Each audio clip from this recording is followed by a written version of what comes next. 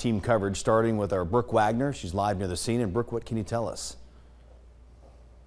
Oh, Dan, what a day. Photographer Tim and I just arrived at this scene like a minute ago. That's not hyperbole. The bus is right here. This is quite a story, I got to tell you right now. The bus overturned. There was another vehicle, an SUV, that apparently hit it and pushed it, but we don't know anything about those details because there's an investigation that is pretty deep going on up here. And the big news at this hour is there has been an arrest. The driver of that second vehicle, the SUV, has been arrested, but they can't tell us much about who it is or what exactly that person did. But I want to take you through the scene from today. So all of these police cars, they're still investigating. What happened was a bus passed people, mostly students, several chaperones. They were in this accident. The bus rolled, and looking at the scene, it looks pretty grisly right here, but actually they mostly got out pretty safely. For the most part, they got out on their own. Their parents were concerned. Many of their cell phones were crushed.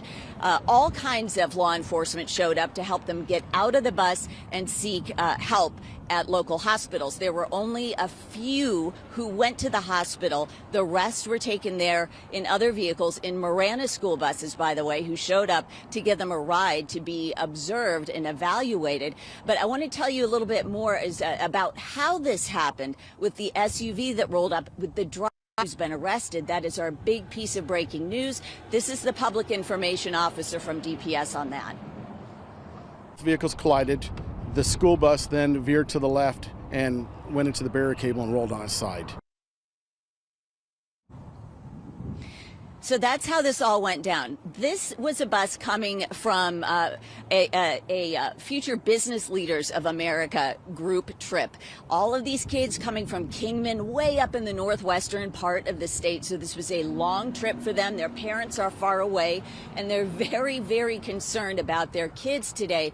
But the public information officer tells us that they should rest easy. They don't want them to rush down to this scene because it is still really, really backed up. It is still closed, at least for another hour. If you need to come this direction, you'll want to avoid it at Tangerine and I-10. But there is so much more to this story. The people who jumped in to help, the kids who look like they're going to be okay, several serious injuries, one staffer hurt.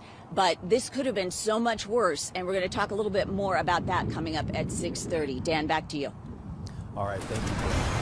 Well, let's bring in Allie Potter, who's tracking the impact of this crash on traffic. And Allie, the backup in the